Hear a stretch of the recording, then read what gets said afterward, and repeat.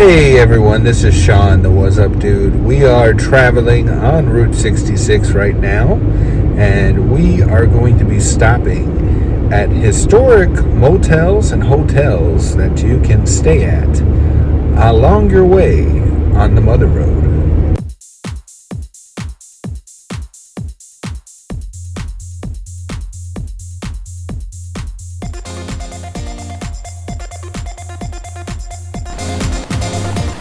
This is Sean, the What's Up Dude. Now over here, this is Veterans Woods. You can stop over there, have a picnic, and there's a larger part of Veterans Woods over here that you can explore.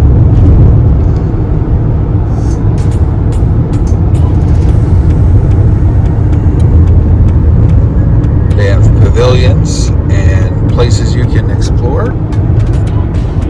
White Fence Farm is right over here on the Mother Road. This is a historic restaurant that serves up chicken and famous corn fritters since 1926.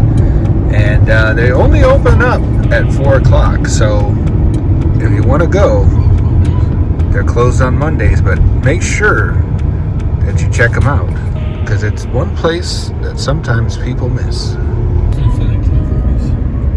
Since 1940, on our left, this is Montana Charlie's Flea Market.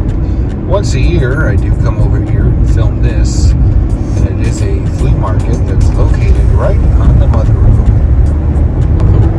Now, right here, this road converts to I-55.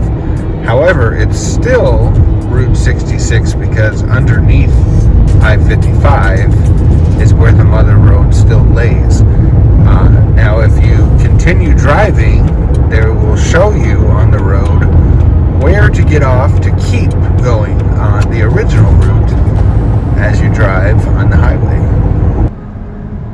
Alright, so over there, that is part of the original Route 66 road. And Kingery Road, which is a half mile from here, that is the exit you would take to go to Del Rey's Chicken Basket, which is a historic eatery on Route 66. And there's also a park that is completely Route 66 themed on that exit as well. Exit 276 is the exit we have to take, and that'll take us back to the original Route 66 route and get off this major highway that is always backed up. So the traffic that we're seeing here looks like there was some kind of accident on that side.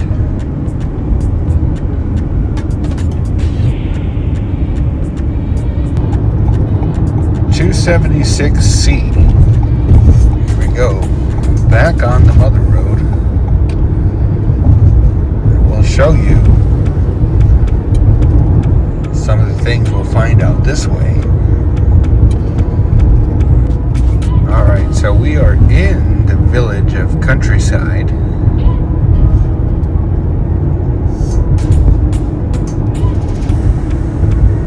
This is a small town.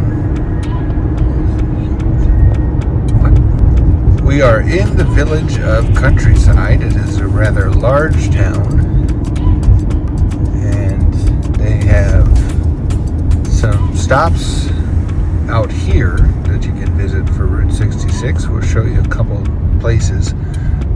We're primarily going to be focusing on the motels.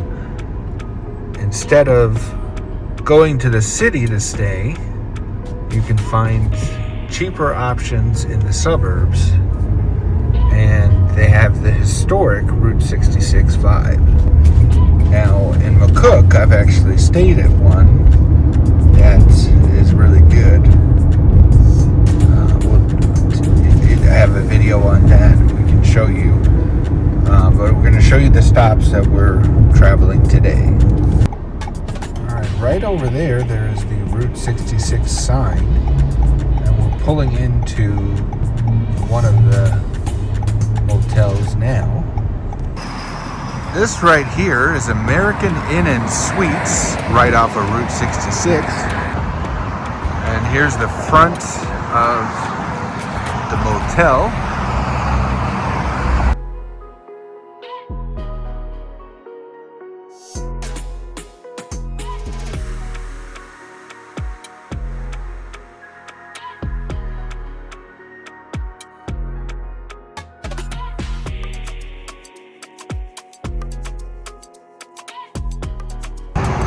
So we talked to the owners, and they are renovating this motel for the Centennial for Route 66.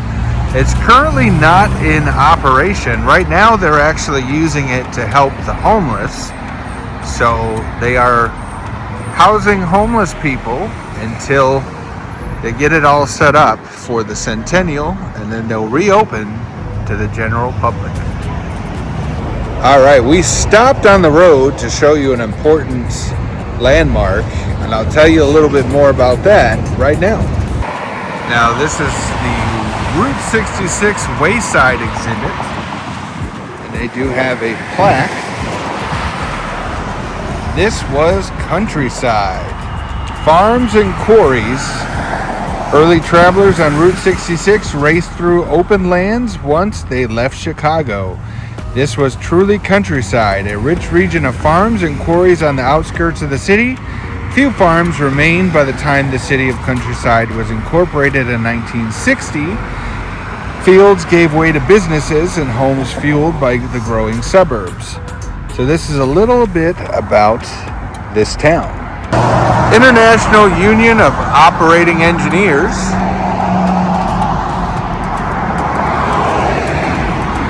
This is the 1925 Erie Type B steam shovel.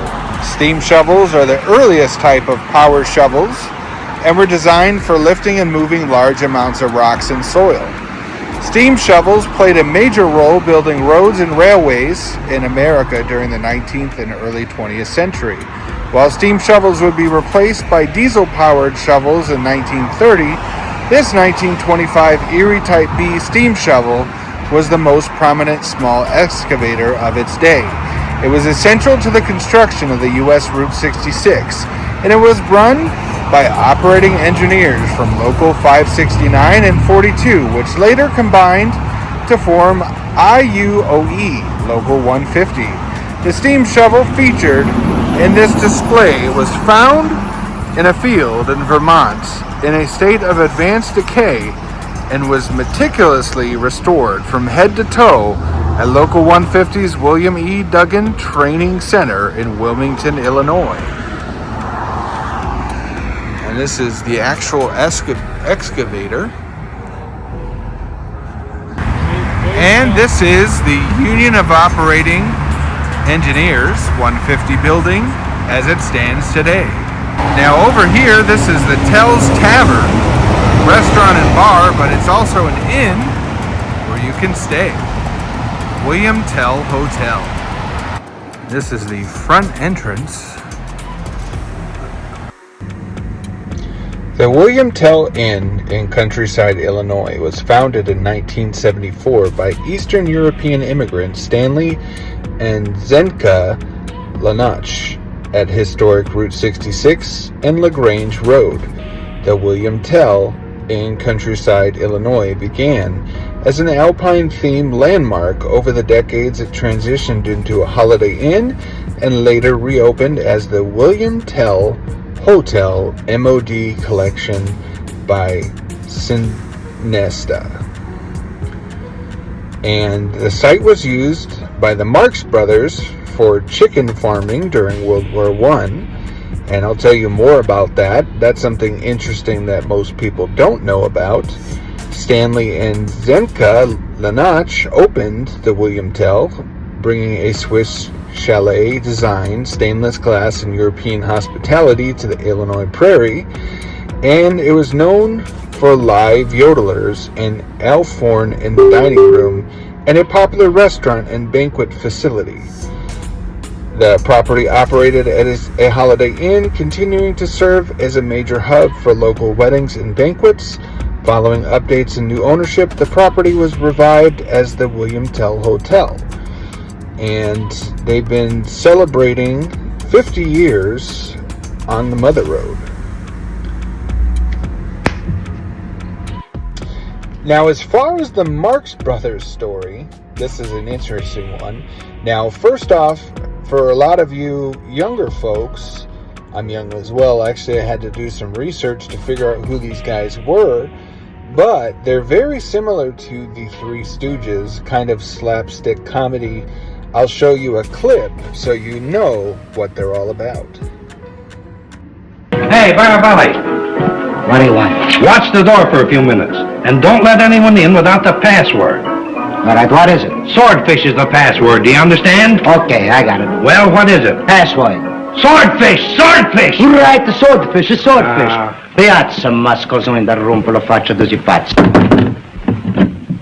Who are you? I'm fine, thanks. Who are you? I'm fine too, but you can't come in unless you give the password. Oh, what is the password? Oh, no, you gotta tell me.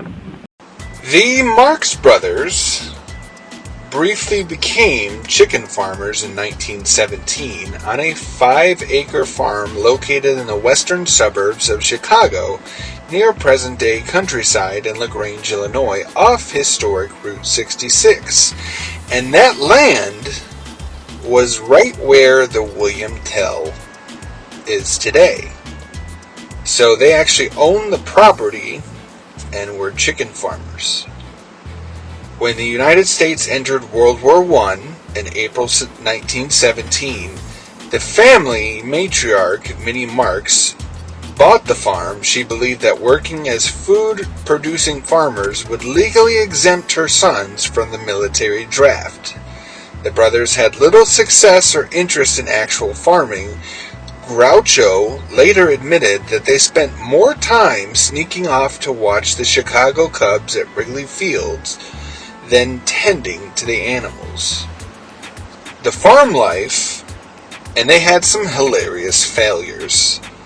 Rats kept eating the chickens, meaning the coop produced virtually no eggs. To hide this failure from visitors, the brothers frequently drove into LaGrange to buy store-bought eggs and place them under the chickens to fake a harvest. So these guys were basically comedians that became farmers so they don't have to go to war, but they weren't very good at it. But a lot of people don't know this interesting stuff. This is the luxurious front lobby. And they have seating where you can come relax, grab some water. Not just any water, but they have lime water and special water.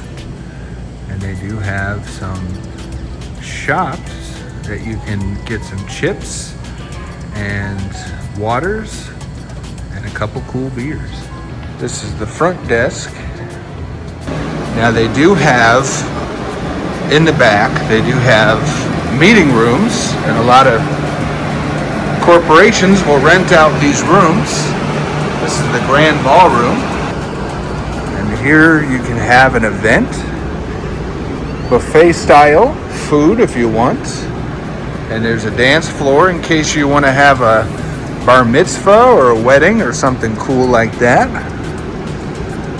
They do have seating if you need to rest.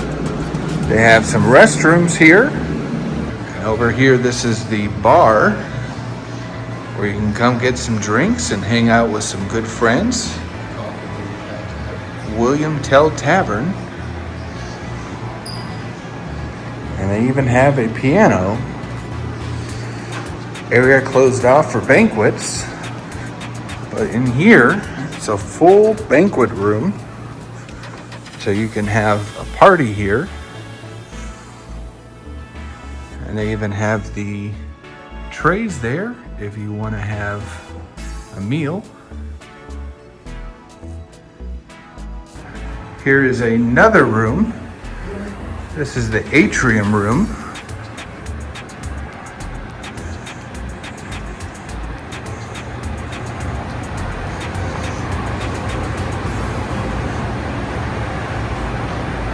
And this one has a full service bar in the back.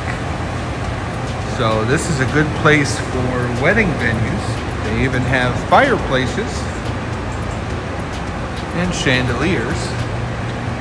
And then a good idea, if you have a wedding, you can use this grounds for photo ops using the outdoor grounds and the gazebo.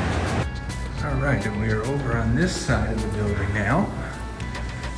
These are more breakout rooms. So if you're hosting meetings or big events, you have rooms like this, or you can rent out the space and use it for whatever you need. Right through here, this is actually the pool area.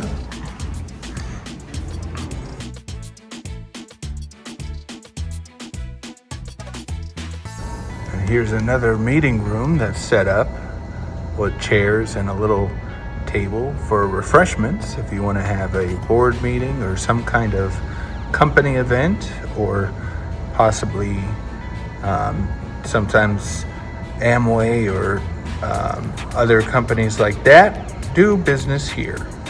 Now, one thing that's nice is this place has a guest laundry where you can actually come and do your laundry on site.